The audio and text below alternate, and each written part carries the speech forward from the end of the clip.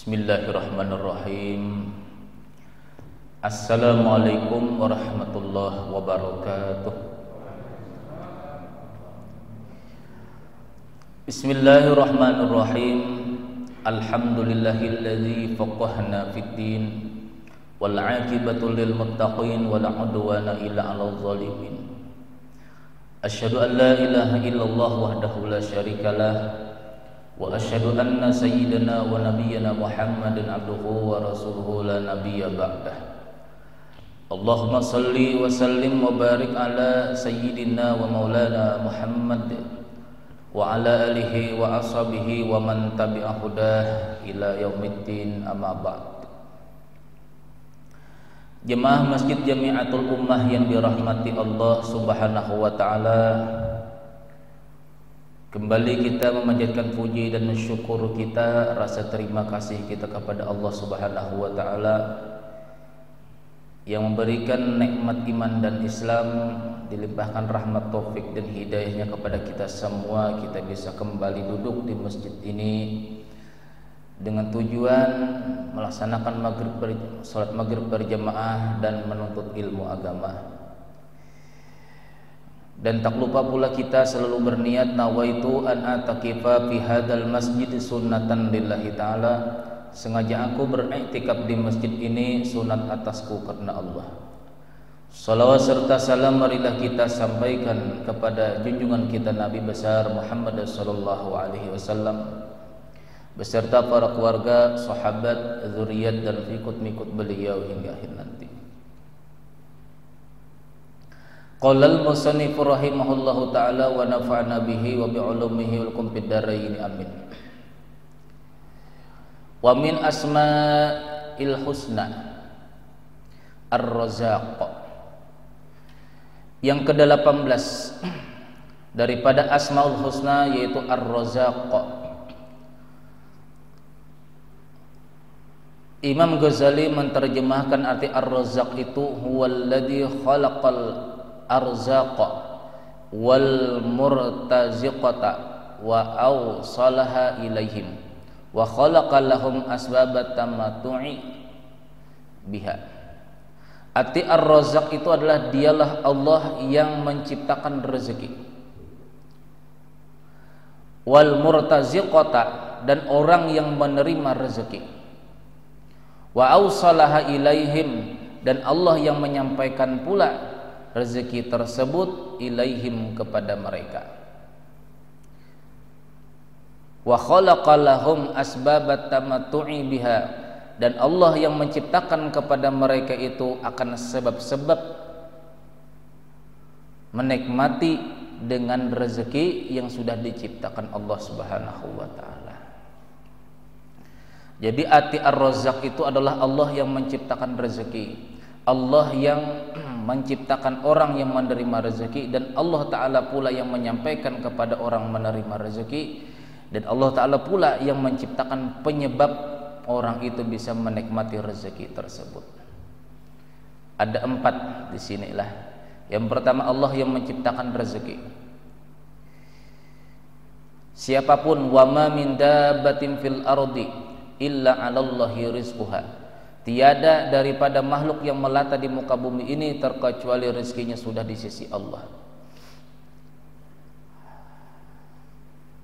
Nah, di dalam sebuah hadis bahwasanya pada waktu seorang bayi di dalam perut ibunya mau ditiupkan roh, jadi malaikat yang mau meniupkan roh ini bertanya kepada Allah, wahai Allah, ini dijadikan laki-laki kah perempuan? Jadi kata Allah, buka di dalam kitab, di dalam Lauhul Mahfuz, apakah ini jadi laki-laki ataukah perempuan? Nah, kemudian Allah Subhanahu wa taala bertanya kepada si bayi tadi, calon bayi tadi yang hendak ditiupkan roh tersebut, maukah kamu nanti apabila kulahirkan ke dalam dunia, kamu bersaksi bahwasanya tidak ada Tuhan selain aku dan Muhammad adalah Rasulullah? Bersaksi, siap bersaksi, kata si bayi tadi. Yang kedua, maukah kamu rezeki kamu sekian jumlahnya? Maukah? Mau. Kemudian jodoh kamu ini maukah? Mau. Orangnya jelek? Mau aja. Maukah umur kamu sekian pendeknya begini? Maukah? Mau. Nah, apabila sudah mau tersebut, baru ditiupkan oleh malaikat roh si bayi tersebut, lalu hiduplah.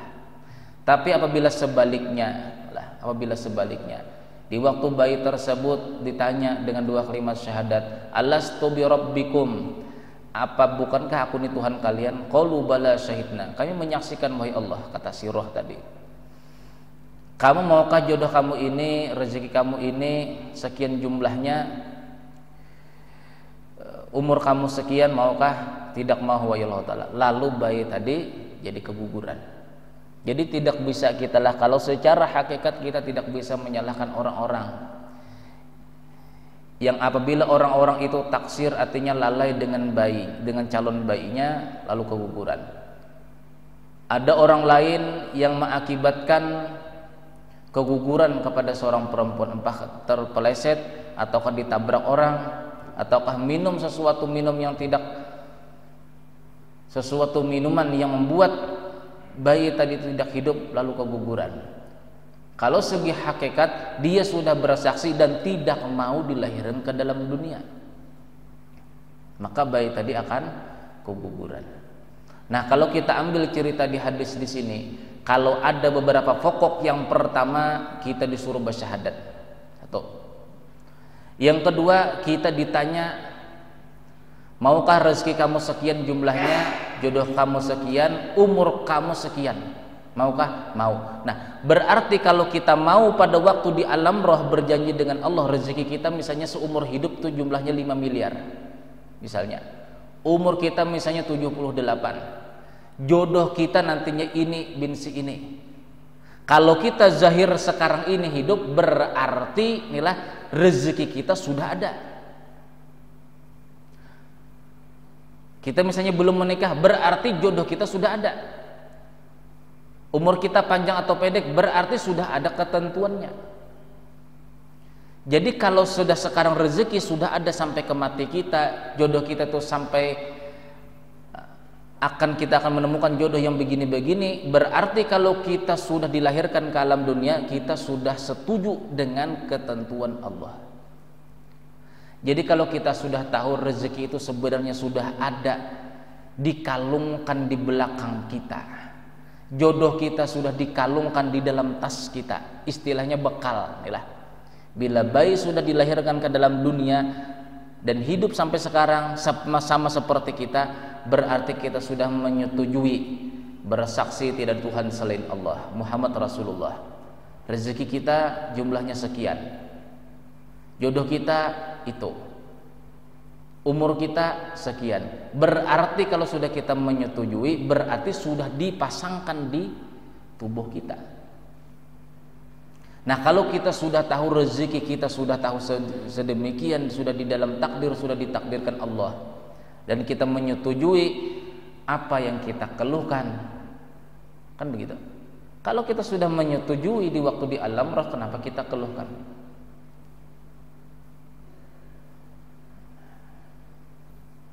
Jodoh kita pun sudah kita tentukan. Seandainya kita tidak mau dengan calon jodoh kita tadi, niscaya kita akan tidak dilahirkan ke dalam dunia. Nah, kalau sudah kita tahu bahwasanya 3 perkara ini, jodoh, umur, dan rezeki kita sudah setujui dan kita dilahirkan ke dalam dunia ini, belajarlah untuk ridho, menerima ketentuannya. Padahal itu bukan menerima ketentuannya, menerima ketentuan diri kita. Kita sudah menyetujui, makanya lahir dalam dunia. Nah, tinggal mengarahkan lagi, inilah kita meridhoi, oh aku siapapun jodohku nanti terserah Allah, karena aku sudah menyetujui. Makanya kenapa kita ini disuruhkan untuk selalu membaca raditu billahi robba, aku ridho Tuhanku itu yang sudah mengatur rezekiku, mengatur jodohku, mengatur hidup dan matiku sebagai Tuhanku.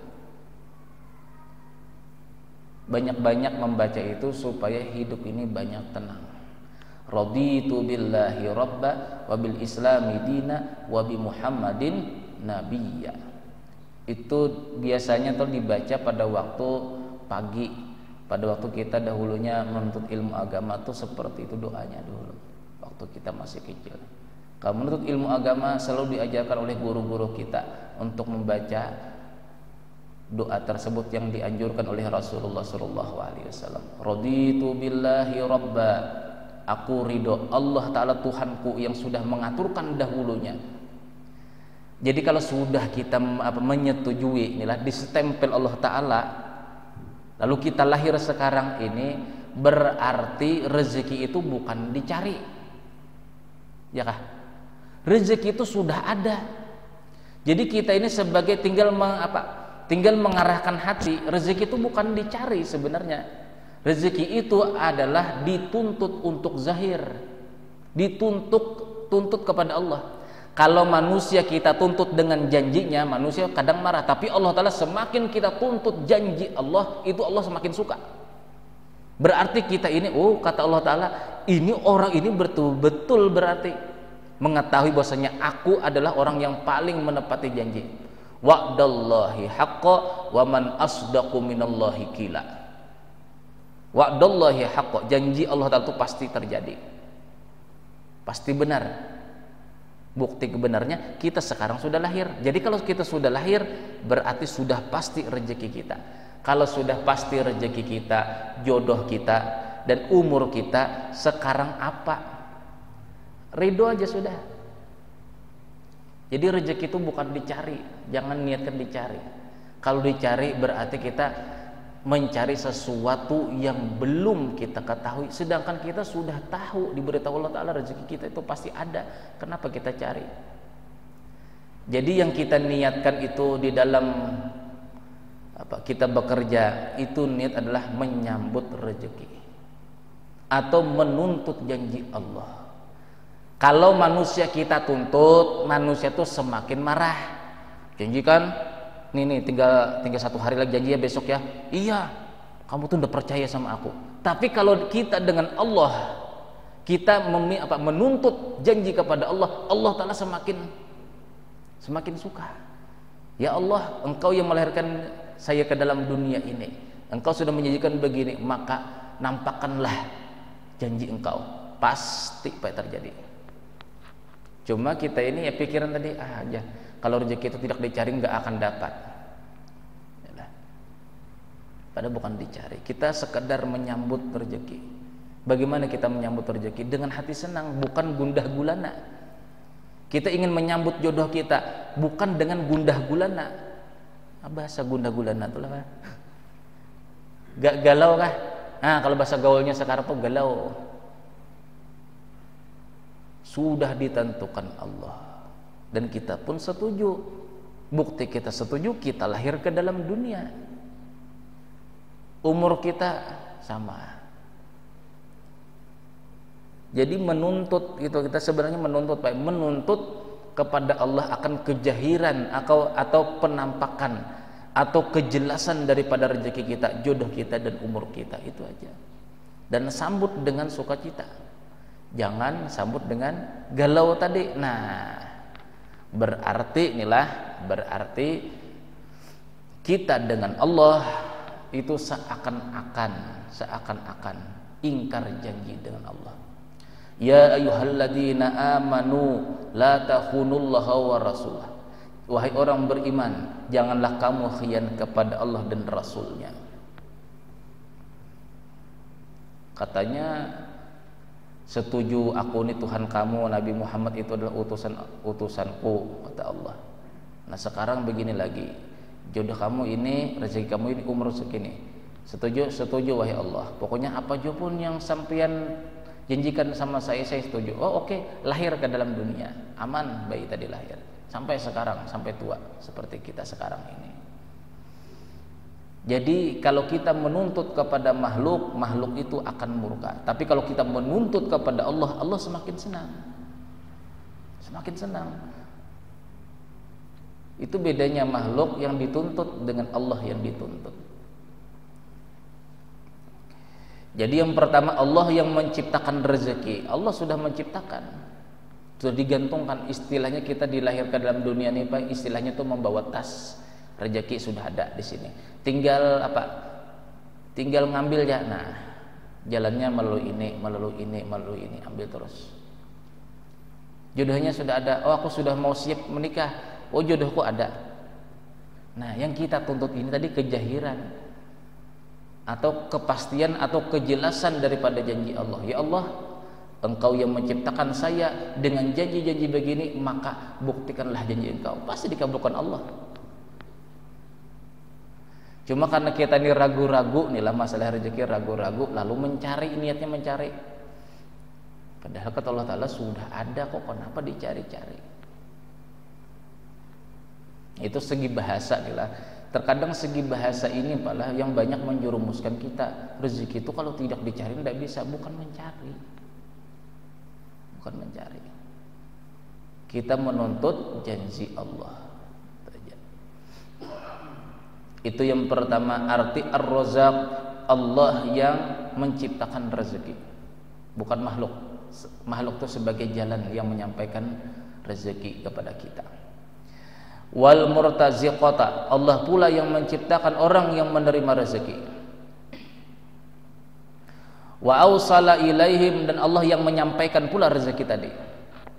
Bagaimanapun orang menghalangi kita untuk supaya kita ini tidak menerima rezeki, tetap apabila sudah di dalam janjinya, sudah terjadi di alam roh kita menerima rezeki pada hari itu, maka hari itu pula orang lain tidak akan bisa mencegah kita untuk mendapatkan rezeki. Allah pula yang menyampaikan. Wa khalaqa lahum asbabat tamattu'i biha, dan Allah Ta'ala menciptakan kepada mereka sebab-sebab kita bisa menikmati rezeki tersebut. Makanya kata orang dahulu, bila belum sampai ke tenggorokan tunakai belum rezeki kita. Nah, kenapa Allah Ta'ala menciptakan sebab kita menikmati rezeki? Kalau sekedar sampai di mulut ini belum tentu rezeki kita. Siapa tahu kita nih mau makanan lah, mau ngambil begini ternyata dimakan kucing. Mau makan begini pada sudah dihadapkan rezeki tadi lah, ternyata basi. Jadi yang namanya rezeki itu kata Allah, Allah Ta'ala menciptakan sebab-sebab kita menikmati rezeki.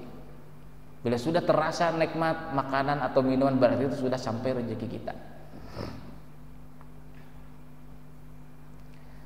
Yang terkadang malah mohon maaf, kita banyak terkadang mempersulit rezeki orang. Contoh, orang itu sakit, inilah sakit menahun sudah. Biasanya itu kan ada tanda-tanda orang tuh mau menghabiskan umurnya, itulah. Lalu minta sesuatu yang jarang dia pinta. Dia misalnya seumur hidupnya tidak pernah makan yang namanya ikan pepuyuh misalnya, atau ikan sepat. Lalu di waktu sakit-sakitnya itu dia menuntut mau makan sapat atau makan ikan pepuyuh. Kamu itu aneh-aneh aja, di sini tidak ada ikan pepuyuh. Nah, apabila di dalam takdir itu rezeki terakhirnya adalah makan sapat atau pepuyuh, bagaimana jua pun sakitnya orang tadi tidak akan mati. Tidak akan mati. Kenapa? Karena tuntutan terakhirnya rezeki makan pepuyuh atau ikan sapat. Terkadang kita mempersulit, kamu itu macam-macam aja, sakit-sakit mau minta begini. Jangan dimarahi, jangan diomeli. Kalau orang tuh sudah sakit, siapa tahu dia cuma menuntut rezeki terakhir dia. Jadi ada yang pernah terjadi, orang tuh sakit, diimpus, saya datangin ke sana. Belikan aku sate katanya. Kita pagi-pagi ini tidak ada sate. Habis itu koma, orangnya koma, nggak bangun-bangun, koma. Nah kebetulan sore ada orang jual sate, dibelikanlah sate. Di saat rezeki sate itu di hadapannya, bangun makan sate. Setelah makan sate, maghribnya meninggal dunia. Nah, ayo, bisakah kita memarahi, mengomeli orang-orang yang menuntut rezeki terakhirnya? Jangan. Dan kita ngomel-omel, jangan. Siapa tahu dia menuntut kepada Allah, wahai Allah Ta'ala, saya tahu rezeki saya terakhir hari ini, ternyata kita mempersulit. Jadi kalau orang itu sudah sakit, yalah, apa bahasa Banjarnya itu membuang perangai, bahasa Jawanya sama kah? Membuang perangai. Membuang perangai itu artinya kata-kata terakhir dia, Pak, tuntutan terakhir dia.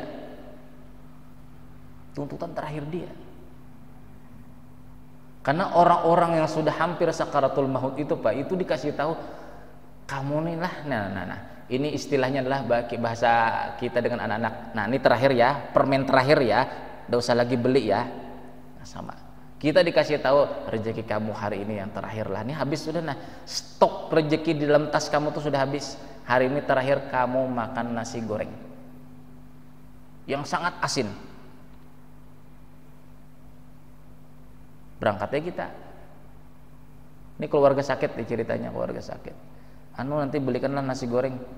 Ada yang enak, yang udah asin lah. Aku ini kan darah tinggi katanya. Nah, sudah kita berusaha cari sana kemari. Yang kebiasaan yang nasi goreng yang kita datangi tadi tidak pernah asin. Lalu setelah kita beli, ternyata kita coba cicipi asin. Kok aneh kamu ini ya jualnya, biasanya udah pernah asin begini, kok kenapa asin begini? Udah tahu juga. Jadi kata yang sakit tadi, keluarga kita yang sakit, mana nasi gorengnya sudah adakah? Sudah ada. Tapi asin, pokoknya asin kah, manis kah, hambar kah, pokoknya aku mau makan. Dimakannya. Setelah dia makan, meninggal dunia. Tahulah kita. Tidak bisa, Pak Elah. Tidak bisa. Orang yang membuang perangai itu tidak boleh disalahkan, tidak boleh. Karena dia menuntut akhir daripada rezekinya.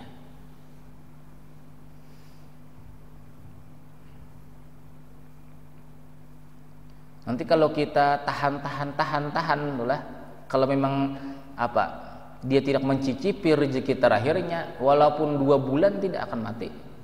Tapi bukan itu yang membuat dia tidak mati. Memang sudah secara takdir dia akan mati dengan cara menikmati rezeki terakhirnya melalui ini. Bisalah kita? Tidak bisa. Menolak takdir itu tidak bisa, karena sudah kita mengiyakan takdir kita di waktu di alam roh. Apa jua pun halangan di dalam dunia, kita dibangkrutkan orang, kita ditipu orang, habis sudah semua harta kita, itu sudah kita iyakan di waktu di alam roh. Jadi tidak bisa kita menyalahkan orang yang membuat kita bangkrut, membuat kita tertipu, apa juga tidak bisa, karena sudah kita mengiyakan hidup dengan cara hidup dibangkrutkan orang, hidup dengan cara kita dimiskinkan oleh orang. Jadi manusia ini cuma sekedar perantara atau jalan atau alat Allah Subhanahu wa taala untuk menyampaikan rezeki kita. Sebagai alat saja.